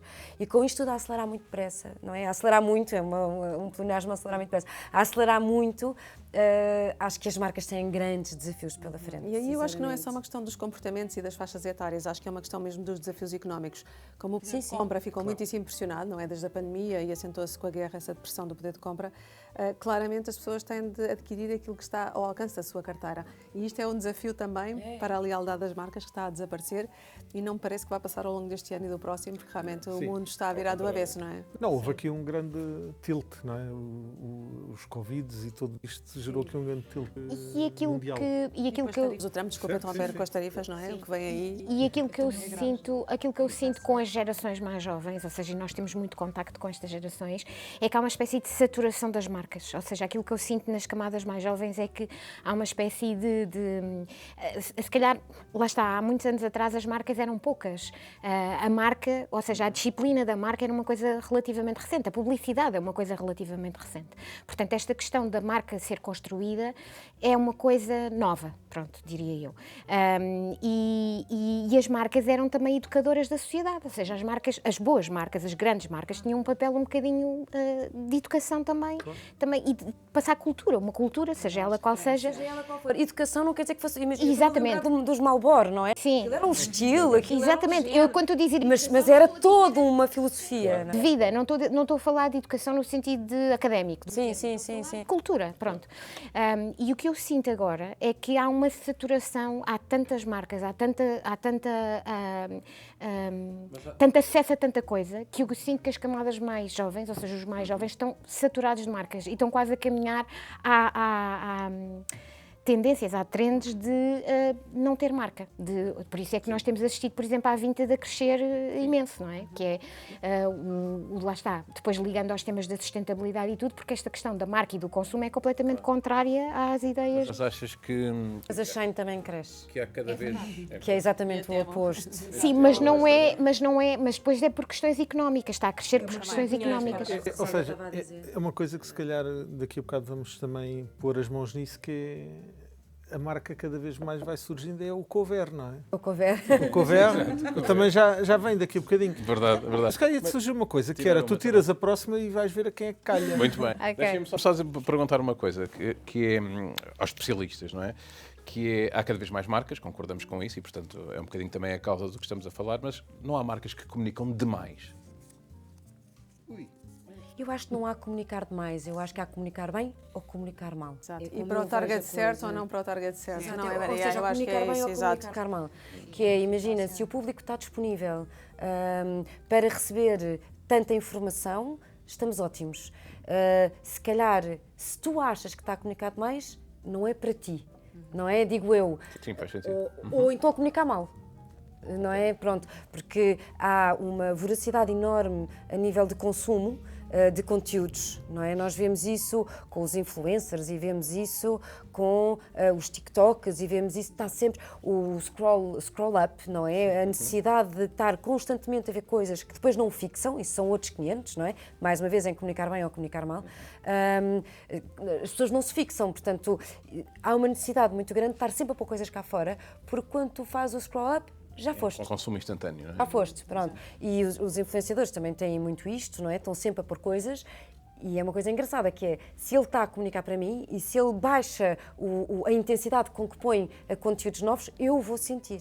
Já me aconteceu, ou seja, de repente, eu não sei quantas desapareceu. O que é que aconteceu? Pronto, portanto, eu vejo a coisa assim. Acho que não há comunicar muito, há comunicar bem, comunicar mal, comunicar no sítio. E complementando o que disse a Maria, há comunicar com eficácia e sem eficácia, para o target certo ou não. E depois o marketing digital e a comunicação digital permite-nos direcionar para o público que nós queremos. Portanto, se usarmos bem as ferramentas digitais, e não sei se todas as empresas estão a fazê-lo, francamente, ainda, mas se usarmos bem, conseguimos direcionar e aí vamos atingir o público certo e provavelmente o Tiago vai gostar do post que nós pusemos, ou o Pedro, porque é o nosso público-alvo. Portanto, eu acho que o segredo é otimizar estas ferramentas digitais. Deixa-me... desculpa, Sana. Eu acho que é tudo uma questão de relevância, ou seja, eu acho que a verdadeira comunicação só acontece se for eficaz, ou seja, porque senão é ruído. Portanto, eu acho que quando é comunicação a mais, já não é comunicação, é ruído. Portanto, estou 100% alinhada com a Maria, que é, não é boa comunicação, é ruído. Pronto, porque não faz sentido para o target, porque a mensagem não é relevante, porque estamos um bocadinho a dizer mais do mesmo, estamos a saturar, estamos a desgastar, e às tantas já não faz sentido, mas isso já não é comunicação, isso é ruído. Sim, mas deixa-me agora só dizer uma coisa, pegando na área da Rosália, da área original, Anterior, basilar da Rosália, e pegando nesta coisa do marketing ser dirigido, que é o facto de as notícias hoje em dia também serem entregues, tantas fake news, não é? Como serem entregues ao público certo na hora certa, não é?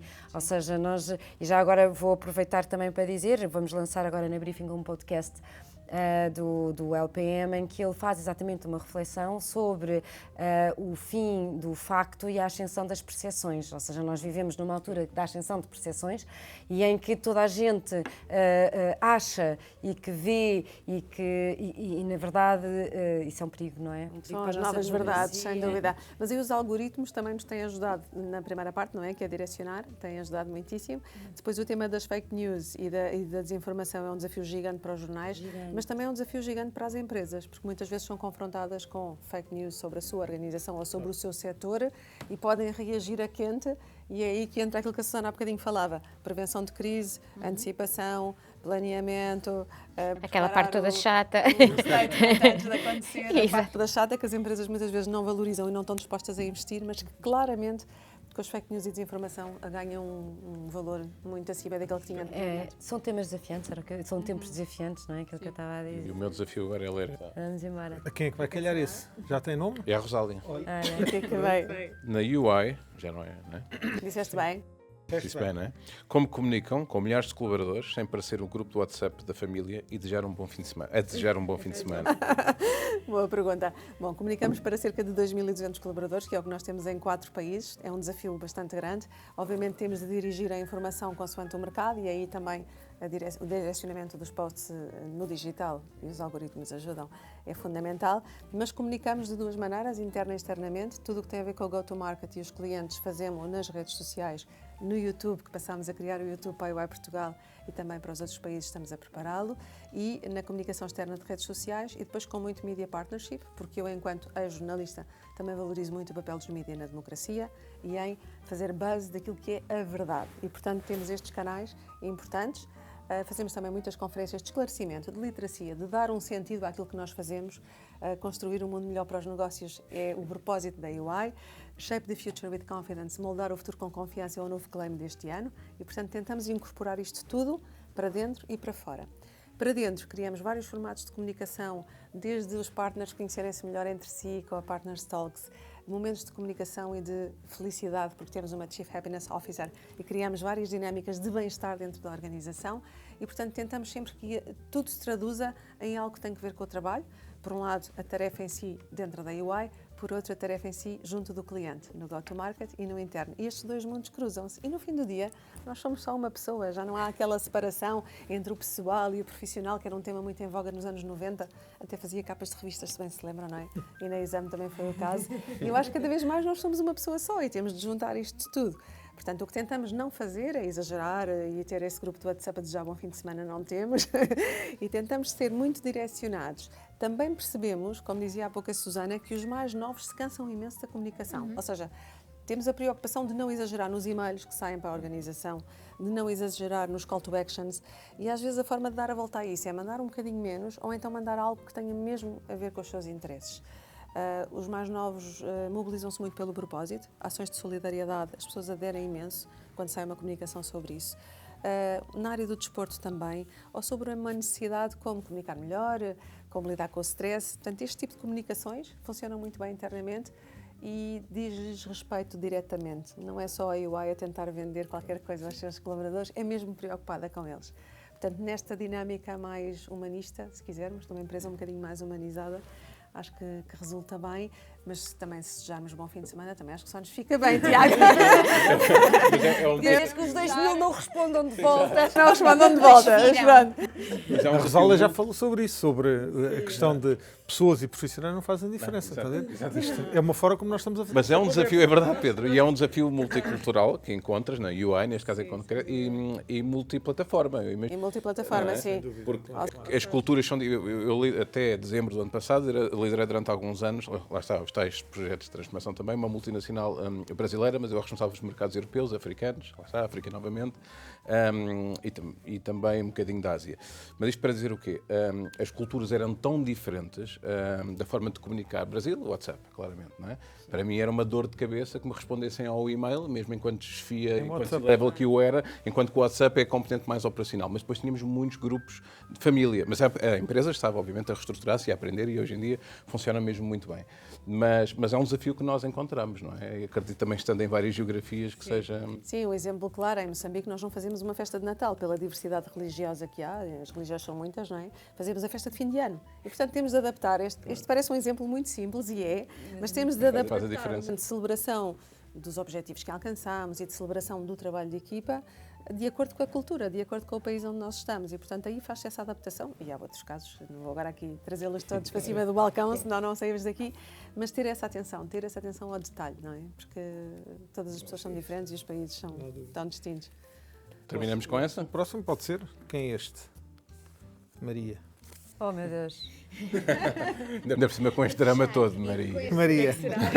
Não, olha, eu tenho a vantagem de não precisar de afastar, porque como tenho uns óculos com uma graduação muito alta. Eu tenho lentes de contacto. Ora bem, Foi batota. na briefing, como é que a inteligência artificial, eu não vou dizer AI porque depois pode-se baralhar, não, como é que a inteligência artificial está a ser utilizada para melhorar a experiência para os leitores e parceiros?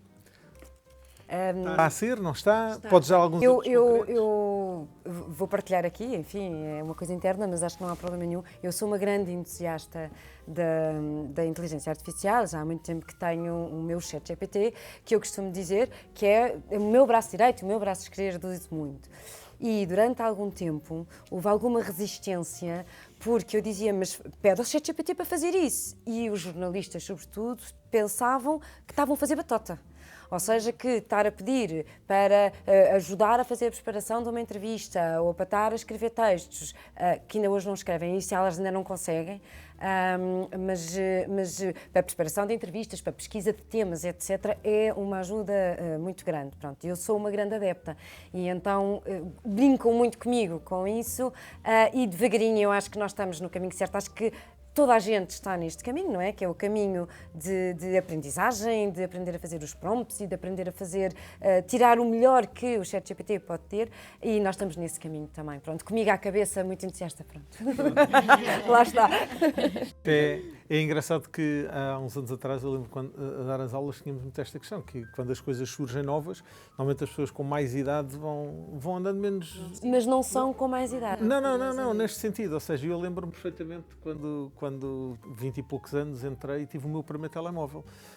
Curiosamente, o número é o mesmo hoje do que era há 30 anos quando comecei a trabalhar. Porque... Quer dizer que não te zangaste com ninguém? Não me zanguei com ninguém. Mas é engraçado porque eu na altura lembro-me que chegava à casa e dizia à minha mãe, tu tens de comprar um telemóvel também. E a minha mãe dizia, eu não preciso, eu tenho o telefone no escritório, eu tenho o telefone em casa, não preciso. Ou seja, e isto é claramente, e eu hoje sinto isso, ou seja, hoje sinto-me hoje a ficar um bocadinho mais do back-office de as pessoas dizem, mas tu não estás a ver o ChatGPT? E eu há uns tempos atrás, de facto, obriguei-me a mim a entrar nisso, mas com a noção clara de que já vai entrar já numa fase old school, ou seja, já estava a entrar... Olha que não, eu acho que isto está a acelerar tanto. Não, mas isso tem a ver com isso, com o acelerar muito. As pessoas que já estão há algum tempo a trabalhar com a inteligência artificial têm aparecido todos os dias novas ferramentas, é impossível acompanhar, portanto uma pessoa tem que perceber que tem que escolher as ferramentas que vai conseguir usar. Eu acho que um dos grandes desafios que vamos viver com a inteligência artificial é nós assumirmos com humildade que não vamos ter a rapidez da inteligência artificial, não é? Que é o que acontece hoje em dia, que é, estás sempre a disparar, ele devolve-te com muita rapidez, mas depois tu tens que trabalhar essa informação. O ChatGPT não trabalha sozinho, não é? Tens que estar... É verdade. É porque ele começa sempre da mesma maneira, não é? Que é no mundo em transformação...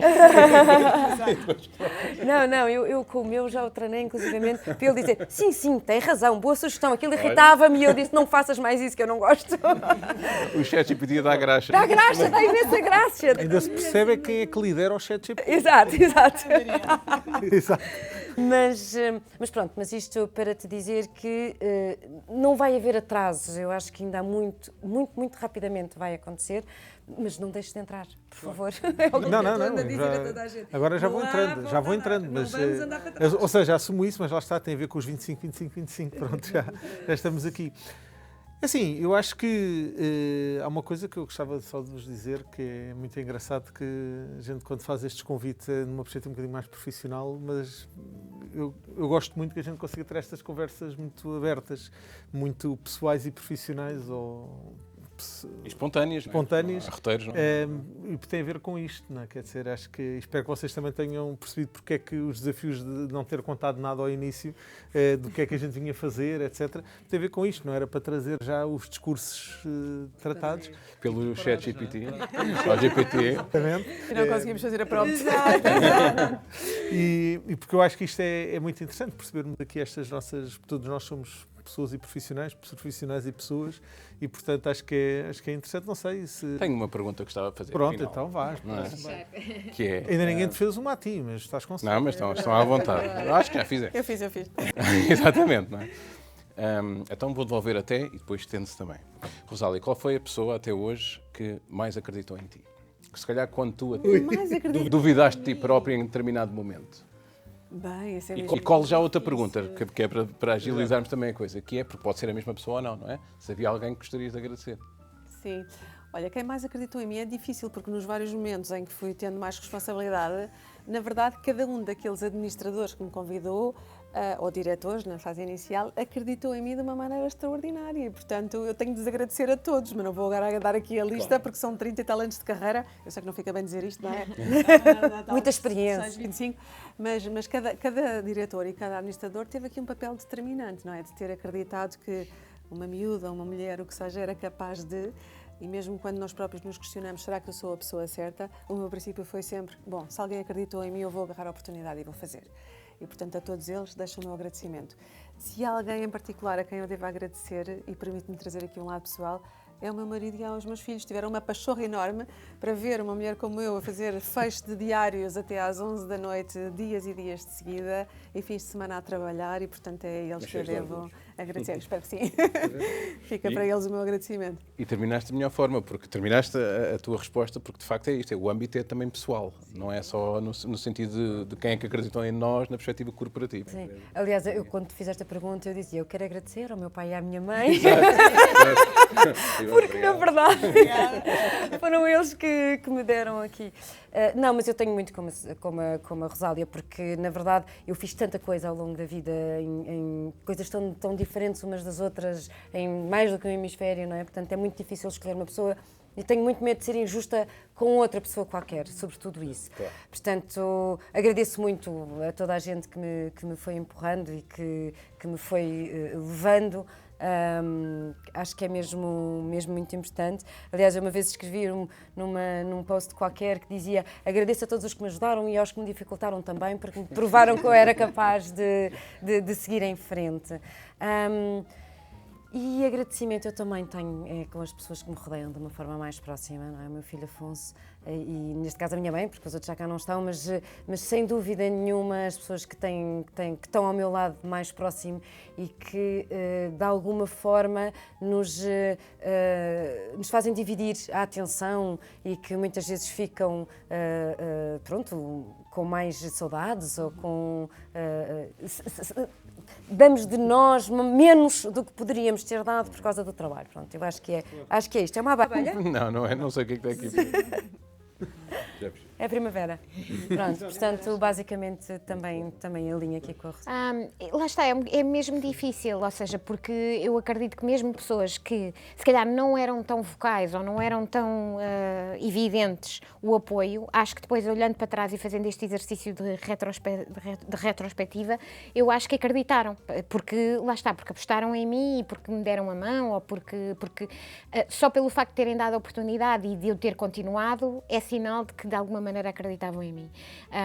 Pessoas a quem agradecer, para além do meu filho, sem dúvida, porque é tipo o meu maior apoiante, eu diria que são alguns amigos e eles sabem quem são.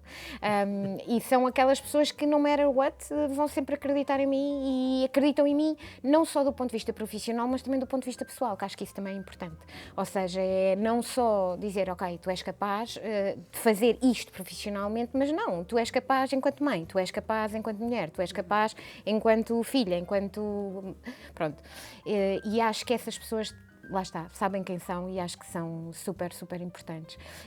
Mas não quero estar, lá está, não quero estar a trazer ninguém, porque não seria justo, porque, quer dizer, consigo lembrar-me de uma pessoa mais para trás na minha vida que agora já nem cá está e que acreditou imenso em mim, mas depois também tenho uma pessoa nos meus tempos mais recentes a quem eu devo imenso. E mesmo as pessoas que não foram, lá está, tão evidentes, ajudaram-me. Não fizeste a pergunta a mim, mas eu vou responder. Não, eu acho que há aqui, essencialmente, posso dizer 3 nomes que saio daqui muito orgulhoso.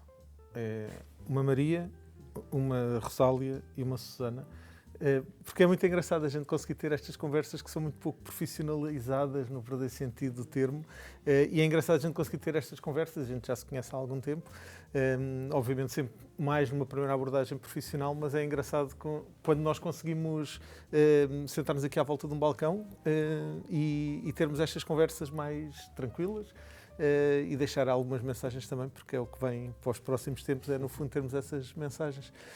E obviamente também para quem tem eu agradeço do coração a capacidade de poder dinamizar-nos e incentivar-nos. Então, e se nós fizéssemos, pois é um bocadinho fazermos coisas diferentes, lá está. É um bocadinho esse sentido. Espero que vocês também não saiam daqui. Eu, da minha parte, agradeço aos dois e agradeço muito a estas 2 senhoras, não é? Exatamente. De facto, é muito importante perceber a capacidade que as mulheres têm de estar e de fazer e de acontecer, não é? É muito bom. Portanto, muito obrigada aos dois pelo convite e pelo desafio e pela partilha. Sabes que nós temos que fazer isto que é para vocês terem alguma coisa com que se entreter no dia a dia. Claro, temos pouca coisa para fazer. Já estão a pensar o que é que ainda tenho para fazer. Pois, eu neste momento já estou a ficar um bocadinho nervosa. Obrigada a todos também. Acho que saiu daqui uma task force de comunicação e marketing fortíssima. Isso é incrível. Muito bem. obrigado. Obrigada. Eu acho que estamos, não é? Está feito.